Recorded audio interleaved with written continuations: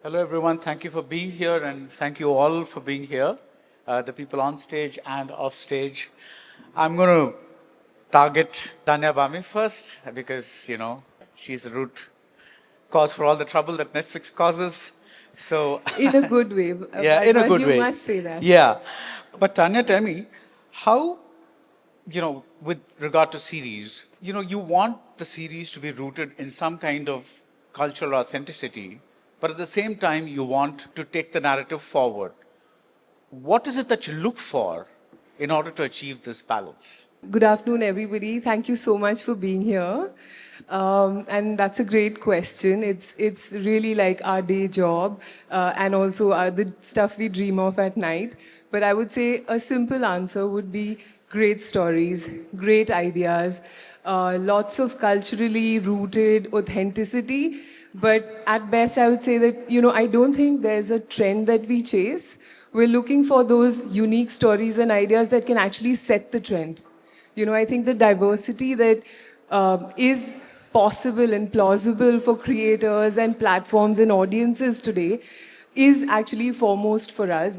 Whenever we're commissioning, we actually find ourselves in the audience's seat, putting on the audience's thinking hat and saying, okay, there's a lot of, comedy now. What would be the evolution? What would be the next thing that we should really try?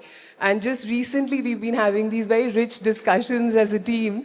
We do feel that romance is underserved. And so we've started cooking up some stories. There's one launching next week in Royals. We have, something we're making with Imtiaz, Osathire. There's the Aap Jaisa Koi, the film I'm really looking forward to with Maddie again. So I think that's a romance, that's a genre that we are building.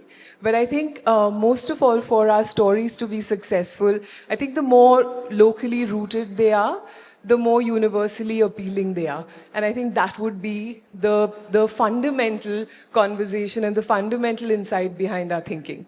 And you find that the series that you've been putting out, they have a sizable viewership outside of the country as well. Actually, yes. I think that's what Netflix actually brings. Every one of our titles actually trended in the global non-English list. There was a title every week last year, and the trend continues into this year. So there is an audience there's the diaspora audience, there's other audiences who are curious, but at the heart of it is a cultural authenticity. I think it is a reflection of our stories, whether it's from now, in a Mamla Legal Hair, which is quirky and comes out of a small district court in Delhi, or whether it is the historical epic about power and, identity in Hira Mandi. I think it's about how we bring our lives, our times, and our stories as India and make the world curious about them. Right. Ruchika, you're the other part, right? You handle movies. So when, again, to kind of extend the same question to films, there are quite a few films like Amar Singh Chamkila or Kho Gaye Hum Kahan, which kind of, sometimes what's in them permeates into, oh, this is what Gen Z is like, or this is what, it goes beyond, it passes into the cultural conversation as well. So again, what is it when you commission films? So what is it that you look for? And in your view, how is this different from the way producers used to look at making films for theaters? I would love to give you a very deep answer, but I'm going to begin with the fact that what matters with how a film really resonates with people is how you're left feeling soon after the credits roll. It's that one currency where you pay money and you're left with a memory. There is nothing tangible you take home, which is why we're all really in the business of creating fantastic memories. I think at Netflix, we're very aware that you can't break new grounds by not backing bold stories. And when we hear a story like Amar Singh Chamkila or Control or Do Patti or Haseen Dilruba, to us, that really talks about the many Indias that we're a part of. And there isn't one secret sauce that really brings them all together to say, hey, this is now culturally relevant. But I don't think it's incidental. It's very intentional. We're very aware of the audience that we're talking to. We're also hoping that it becomes part of conversation, something that we call the Netflix effect. So when we make Ho Gaye Hum Kaha, While everyone says it's about Gen Z, sure it is. It sure talks about social media and the perils of it today, but it also talks about something deeper, which is identity. And what does identity mean in a world, in an ever-changing world that we're living in today? Amar Singh Chamkila, at the heart of it, is a musical biopic. I don't think in the last 2 decades we've seen a biopic of a musician. And this, at the top of it, should have just appealed to music lovers. But it transcended that. It actually spoke about the timelessness of an artist. It talks about the relevance that an artist or an individual seeks in society. So I truly think that the one thing that puts all of this together when it comes to us, we want to get our socks knocked off. We want creators to come to us and blow our minds. We really want to empower and tell the best stories. But at the heart of it, we want it to be very rooted and very authentic, because no 2 days look the same. And what was yesterday's breakout idea is today's norm. So when someone says, you're going to love this, I've got the next adolescence, I'm like, don't make the next adolescence. Bring us the next fresh Control, or bring us the next fresh, IC814. So I think it's just that. We're very true to the stories we tell, and we are very, very close to our creators. Right. Michael, you've seen films evolve over a long time. The way, in terms of creative intent and in terms of what the audience wants, how have you seen this digital era being different from what used to be there before? The digital era has opened up everything quite a bit. Obviously, things that you make can be seen around the world immediately, and they're discussed in a different way with social media, and they reach an audience a very different way than they used to. And so for what I've seen a tremendous expansion of everything. And this is interesting. People forget that 30 years ago, which is not as long as it seems, you couldn't just see any movie you wanted to. You had to wait until it made it to a theater. And if you wanted to see a movie that wasn't made in your country, you'd have to wait until it made it to the kind of theater that showed that sort of movie. And in the United States, for movies that we called international, which was anything that wasn't made in Hollywood, you'd have to go to special theaters. Now, everybody has the history of cinema at their fingertips. And you have access to the things that are being made right now. That is so different than how it used to be. And also the awareness of different cultures and how they're represented on screen. Gender representation, all these sorts of things that have been talked about repeatedly now for the last 5 or 10 years didn't exist before, nobody knew that. Nobody talked about that. So I see a big expansion, but I also see this development of big entertainment made from IP, which in the States, the studios are obsessed with making things from IP. It has been tremendously damaging to original material and material that's based on people's experiences. So you think digital has stepped in where the studios could not do that? Well, you would think digital would make it better because it gives more opportunities and there's a broader range of things that can be made. But ultimately, and I can really only speak about the States because it's the economy that I know and it's the filmmaking world that I know, they're still looking for the big blockbuster. And it's harder and harder to make smaller movies about real people. And you certainly can't get them in theaters anymore the way you used to. And so the experience of watching things with a group of people, even the way you're watching this now, that should be part of the cinematic experience, and that's going away. Yeah. Guneet, one of the things that, when I was much younger, documentaries used to be a bad word. In India, people just did not watch. Or in fact, even when, a movie was slow or something, they would say it was like a documentary or something, because that was what the perception was. Maybe we just saw the wrong documentaries.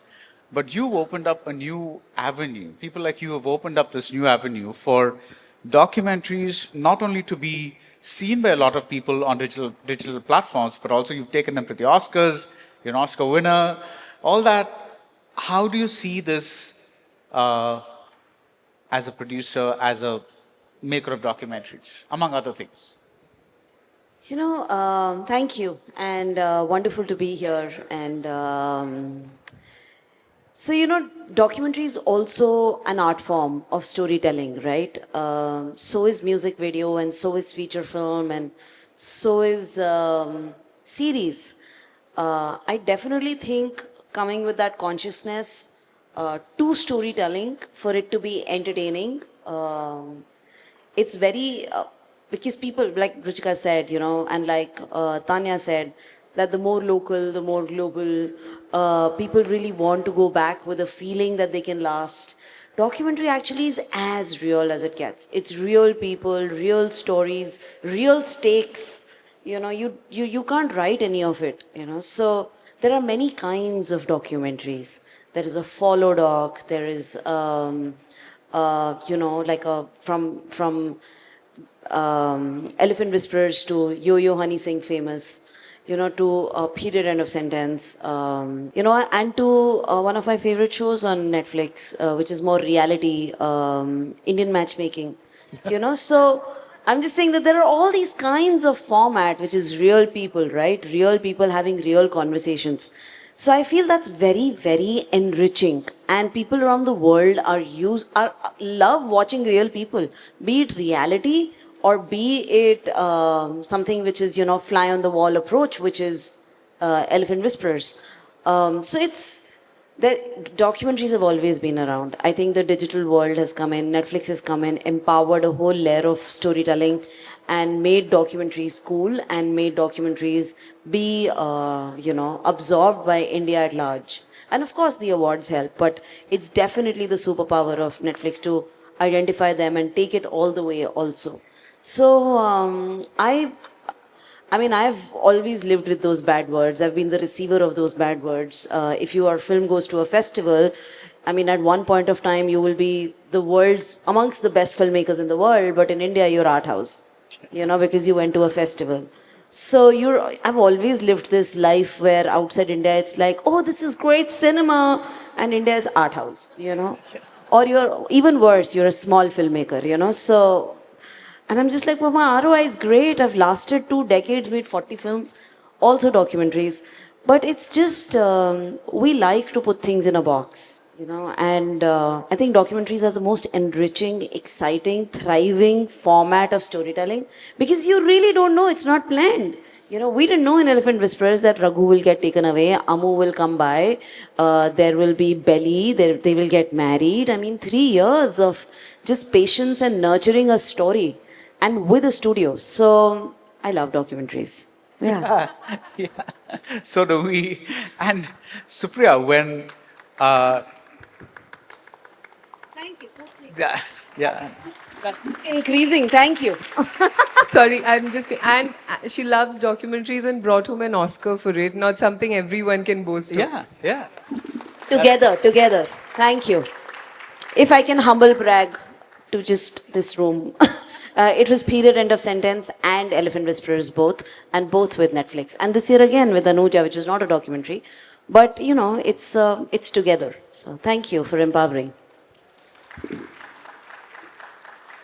So, Supriya, there's a lot of, from the beginning of the digital era in India, for a while it was mostly content that was in Hindi, made out of Bombay. Slowly, stuff has started happening in the southern industries as well.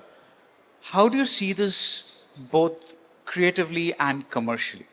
Let me just add a little bit of context for you. One of the reasons a lot of people say that people are not watching that much Hindi cinema is because there's a lot of content available in Hindi as series or in other kind of things on OTT.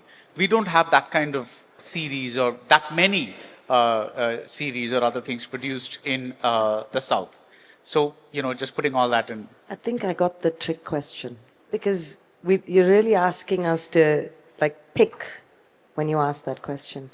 Thankfully, everyone said here, stories get the opportunity, get the reach, language gets the reach. However, I think in the South, as Bombay calls us, or we're not the South, we are 4 languages, 4 distinct industries. Yeah. 4 distinct industries. So we're very different, very unlike one another. But all of us still have what we aspire for is cinema. Cinema still looks big to us. And we're proud of that. So digital has come in, our stories have come in. We've gotten some opportunity to put these stories on digital, so therefore we do very well on the platforms. But in terms of series space, because series is the writer's game. It's completely long format writing. If we all think that I can write a good film and then I can go on and write a series, it doesn't work like that. It requires a lot of staying space, years of being in development, and just very different form of thinking. You have to look into characters. You don't necessarily need to have the big story, but you need to have the great character. It kind of flips the entire format of telling a story in 2 hours. It flips it on its head. And I must say, maybe it's our aspiration to still be on big screen that we have been a little behind in exploring that. I will admit to it. But the writers that are coming out now, because of the opportunities that are there, the stories that are coming out, because every story cannot make it to big screen. Like Michael said, that, we're missing the human element. The big screens are not necessarily absorbing. I mean, while I say that they're not absorbing it, I'd like to blame it on many other factors. But we need to I think there is a Telugu story, there is a Kannada story, there is a Tamil story, there's a Malayalam story. Now, the moment we start being seen like that, and recently we've had some successes, but I do feel that we are behind. We need to catch up. And the only way to do that is to have more writers. It's not trying to mount them on stars. It's not trying to mount them with big budgets, which we're used to. We love that. But the game is very different. Yeah. And to all the writers out there, with all these beautiful stories being told, I think it's our time now for digital. I think those stories, those female forward stories, a lot of stories, in fact, that they're taking from the South, so-called, but they're making them in Hindi or English. I just think we need to just embrace them and be very proud and take them as a Telugu story. I don't know how to write an English story or tell an English story or a Hindi story. I know how to do a Telugu story very well. So I think that's my take on. Yeah, that's the thing. And Siddharth, when there was a pre-pandemic time, pre-COVID time, when as a producer, you were looking at films in a very different way. Now OTT has factored into your decision in a big way. Can you tell us what makes you say, this is a film I want to produce in this new landscape, as opposed to what made you say yes a few years ago? So, there's some things about storytelling that don't change, but there's some things that definitely have changed post-COVID. When you look at it from an audience standpoint, the one big change that's happened is that they are now used to a certain level of convenience when it comes to being able to access content, right? Whether we like it or not, earlier there used to be, you're making a commitment to watch something. You're buying a movie ticket in advance, you're planning your day, you're watching the film, you've got to sit through the whole film, unless it's so terrible that you can't. Or you're renting a DVD, and you've made that commitment to rent a DVD. Or you've decided to get together with a bunch. So now, because it's so freely available, there is a certain lack of commitment, and therefore the content needs to be that much more impactful and effective for it to be able to draw people's attention. Also, attention spans have shortened. You've got micro dramas out there today with one minute episodes, which people are enjoying, right? So we have to accept that the audience has changed. So when it comes to sitting and deciding what to make for a theatrical experience, say, right? One is that obviously you have to viscerally react to that content and be wanting to spend a couple of years, developing it and making it. But two, you need to then immediately put your thinking cap on and say, okay, but is this something that people are going to make a commitment to watching? And if you can believe, and that doesn't mean that it needs to be a spectacle. I actually am not of the belief that theatrical has become only spectacle movies. I do think that there's a place for drama, there's a place for romance, there's a place for, but it needs to be compelling enough for someone to want to commit to watching it on that opening weekend or latest the one weekend after that, because they very well know that 8 weeks after it will be available on a platform. So that's definitely, and it's hard to define that, but I think you know it when you see it, or I hope you know it when you see it, because it's just something that draws out and sort of screams out to you that no, this is something that people will be willing to do that for. When it comes to series, obviously, like, you know, we were just saying, it is definitely a different art form altogether, and we're still learning it. I remember when we got the showrunner of Narcos down a few years ago to give a workshop to a group of writers. He actually said that, you know, there's so much talent in this room, but you guys are skipping multiple generations of storytelling which we've developed over 50 years. We've gone from broadcast television to, you know, and so we've gone from like what we call terrestrial to cable to HBO to now premium storytelling on you guys are doing it in 3 years, right? And that means that you don't have the tools to do it the way that we had the time to develop it. So I think we're still finding our feet there. But I will give a lot of credit to the writers who have tried to up their game in supersonic speed time, right? And you've got so much great content out there, despite the fact that they might not have trained in being able to write content like that. So I think we'll get there. I think we've already made some wonderful shows despite not having had that experience. And, you know, I think the best is yet to come. Right, but when you look at films in general, obviously, you know, if you look at the hits, whether it's the big ones or the mid-range ones, there has been a range of it's not just like the superpower or the big hero kind of thing. But I know you, like you just said, it's difficult to, you know it when you see it, it's hard to define, but can you try to define what is it that makes somebody say, I want to step out? And because I really am very curious about this question, because a lot of people today are after that answer. So I think when it becomes part of the zeitgeist of the moment, and I'm not going to talk about Chava and Animal and, you know, films like Jawan and Pathan, films that have obviously got that in them inherently. But I will say a film like 12th Fail, for example, right? A film like 12th Fail became something that just the sheer word of mouth around it was tremendous. Or a film like Munjia, right? I give a lot of credit to the makers of Munjia for having the courage of their conviction to put that kind of budget behind the creature and not the stars, right? And to say, no, we are going to go on the front foot and we're going to promote it and people will come. So it's got to capture the zeitgeist of the moment. So the way that an Adolescence has done on Netflix recently, where it just became impossible for you not to hear someone talking about having to watch that show. 12 Fail was another film like that, which it was just impossible for you not to watch it because everyone was talking about it. So it's really what we call the water cooler conversation sort of films that will have that impact. Yeah. So, Sorry, I just want to actually add to what Sid said, because he's also led a fairly massive studio before he became a producer. And, you know, with the advent of digital, and I don't just talk for Netflix, but streaming overall, the same format of films that's actually native to theaters. It belongs to theaters. It's for the last 100 years been a community experience. Once it migrates to streaming, it's now a very personal experience. I'm ready to be super immersed. I'm ready to be in on this ride with you.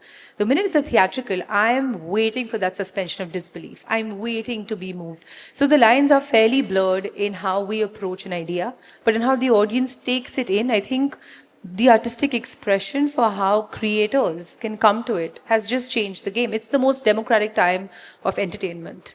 You could be a creator sitting out of nowhere. We've decentralized content now more than ever, which is why it's a great time to be a part of stories. So Tanya, and as series and you for movies, when people come to you at Netflix for a show or for a movie, how do you empower them in the sense that, you know, I've heard people saying things like, you know, now we have to have a bomb in every 6th page. By that it means, you know, they mean something explosive happening, either dramatically or actually a bomb going off, simply because the idea is to keep people hooked, so that they don't, you know, say, okay, pause or go move to something else. So when a creator brings to you something like, not you, but generally, like brings something like Adolescence, which is a slow burn, like how do you empower creators and say, like, does Netflix have their own inputs? Do you just look at it and feel it and say, no, this is the right vision, we'll go with it? How does the, because, I'm not saying this in a bad way at all, because even like in the movies, producers do have a say in, it's not just the director coming and saying, I want to make my passion project, right? The producer, so can you talk a little bit about that? Amazing. I can go, and Tanya, maybe please jump in whenever.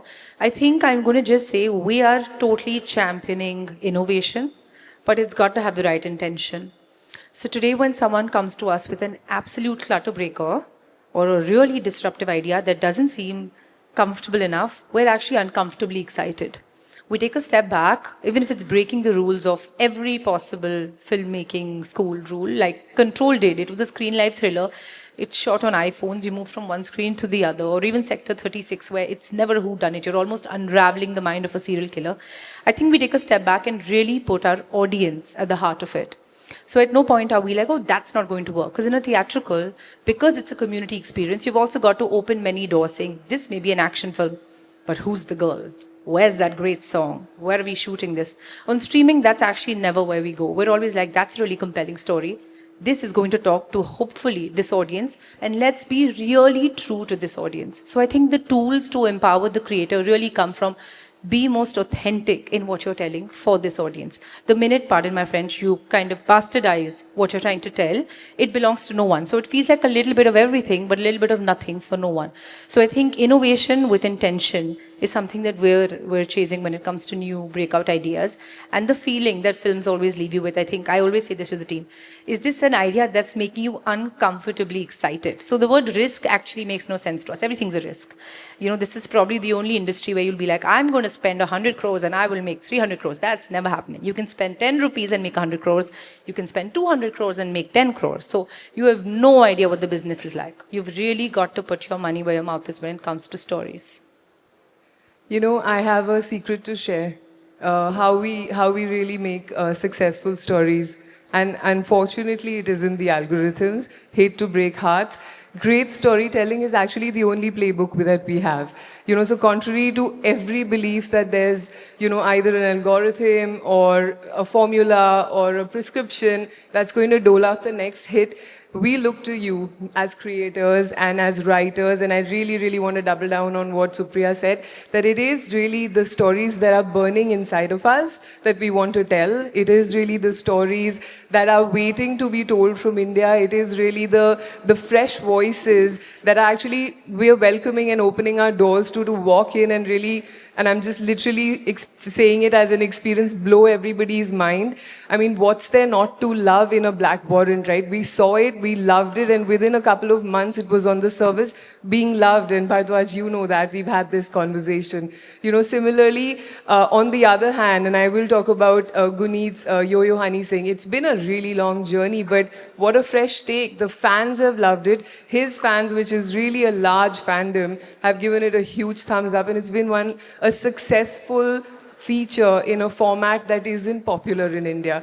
So when we aspire to tell a story, I think as Netflix, what we can come in and do is really make sure that we help you land it. We have the tools, we have the teams. Unlike most platforms, I will say that we have fantastic sort of support systems, whether it is in, how we think about production, how we think about VFX, how we really empower you to chase certain timelines, how we really come together to lift the idea that you have, to bring in the expertise at a global level. Michael's right here conducting a masterclass, and we had the privilege of, as a team, meeting him just a couple of days ago. So I think it's about thinking it and making it happen. And as far as a good idea is concerned, I want to assure you that nothing comes in the way of that. We're happy to, punch high, but we're also happy to really, really roll out an equally authentic big story with small story with a big heart.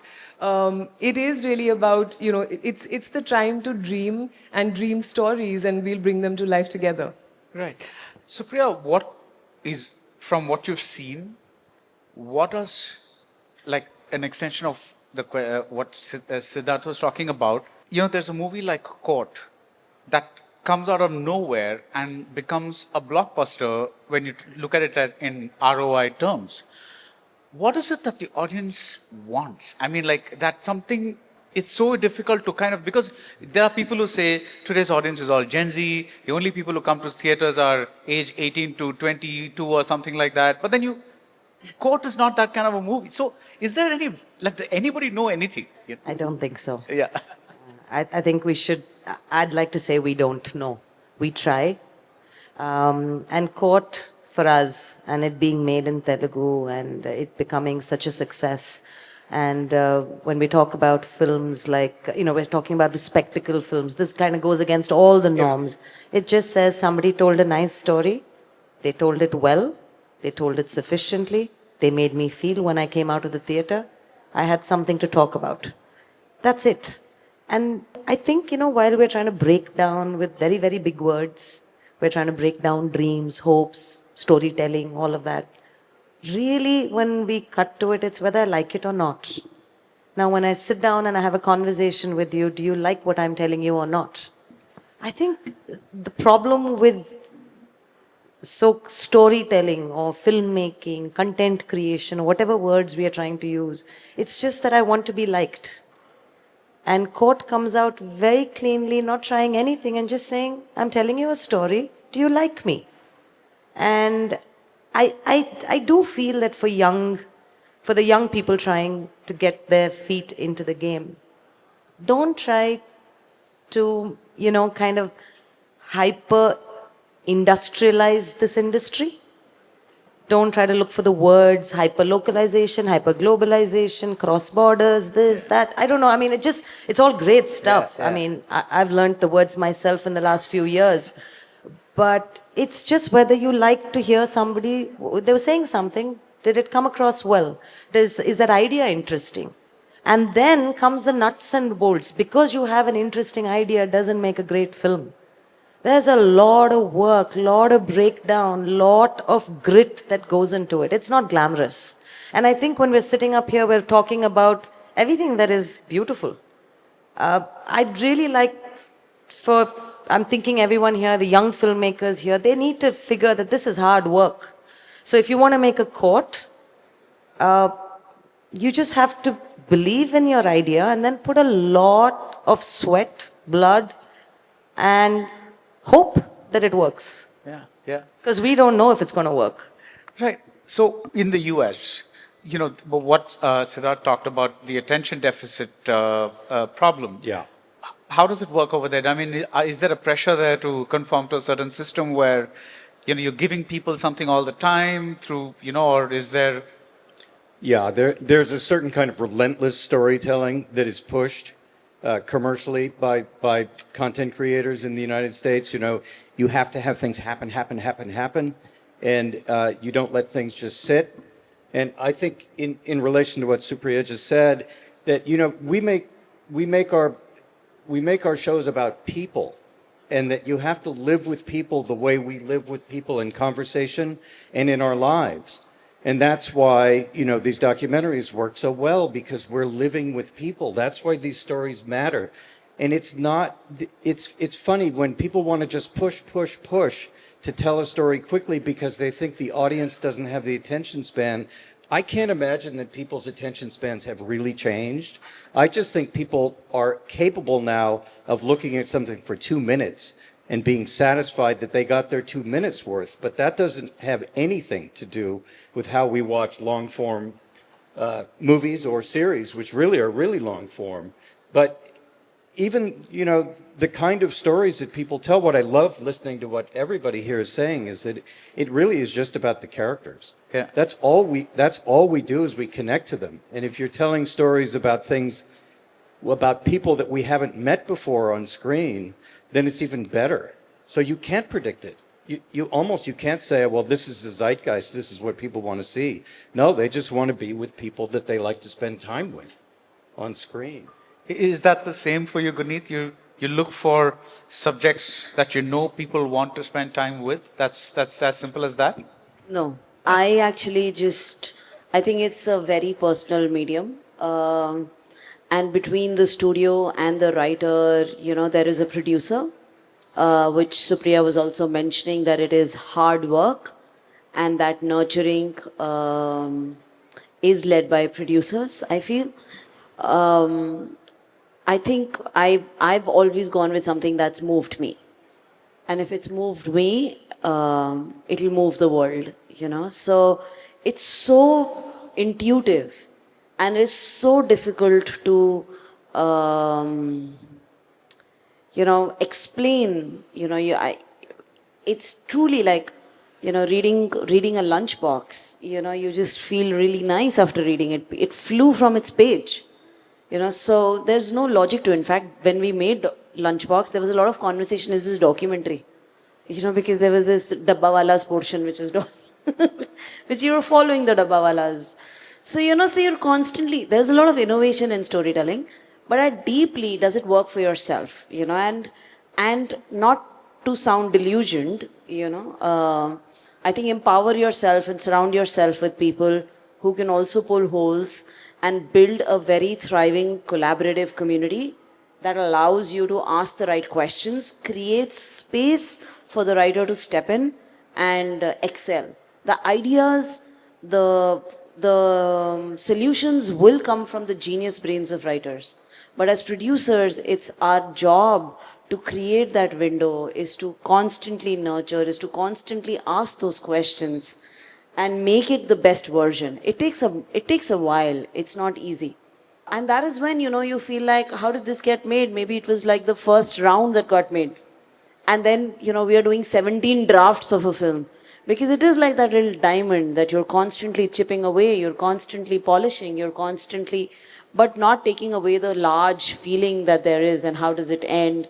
And then, of course, the music, the picture, the whole world comes together, HODs come on board, and the universe gets made, and but step one is, if this touched you, if this moved you, it'll move the audience. And I have another lens, which I look at, when I look at something, I'm just like, who's done this in the best way in the world? And what is it that worked? And how and what can we do? How can we innovate? So we ask these questions, so what's worked there and how will it work here? And those answers come up. But surrounding yourself with a tribe that thinks and building that creative narrative is very important. We expose our scripts widely, we expose our edits widely, so that we are never delusioned about, where we are, and if this is connecting, we're constantly finding solutions, and there's no one right way of doing this. So yeah, but if it values like the time that audiences give us, and that is the most important. They give you 45 minutes into 6 episodes, or if they give you 2 hours, so then that needs a lot of conversation and a lot of polishing. Yeah. And that's heavy, hard work producing. Yeah. So we have to wrap this up, Siddharth. So I'm going to leave you with this question. You have to answer this question. It's an HR question. Where do you see yourself in the next 5 years? Are you giving me a job, Betty? I want you to. Where is entertainment going to be in 5 years? In the Europe. next 5 years? Yeah. Wow. We just said nobody knows anything and you're asking me about 5 years from now. So yeah. Well, I am quite optimistic about Indian content reaching out to the world in a really, really big way. And I think it's something that we can feel that we're on the cusp of. We now have the platforms to be able to do it with. I mean, you've got platforms like Netflix that give you the ability to, there used to be the whole thing about content is king, but distribution is God. You've got as much distribution as you want today, right? There was a time when Guneet and and I and our teams would have to figure out ways in which to reach out to new markets and hustle in various festivals around the place, and figure out how do you get into South America and how do you get into Africa. And today you're there at the click of a button in 195 countries. So honestly, I think it's on us now. It's completely on us to be able to put content out there. But the most important thing is just be true to the stories that you want to tell. Don't try to, like Supriya said, talk about crossing over before you figure out the best way to tell the story that you want to tell. And by default, because you're telling the story in the most compelling way that you believe it should be told, it will resonate with people around the world.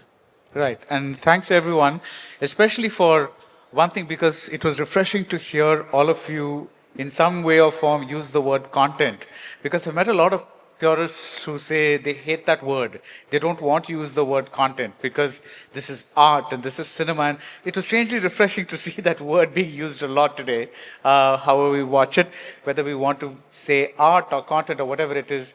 I hope we are all in a better place in a few years from now. Thank you, everyone. Thank you for watching. Thank you. Thank you, everyone.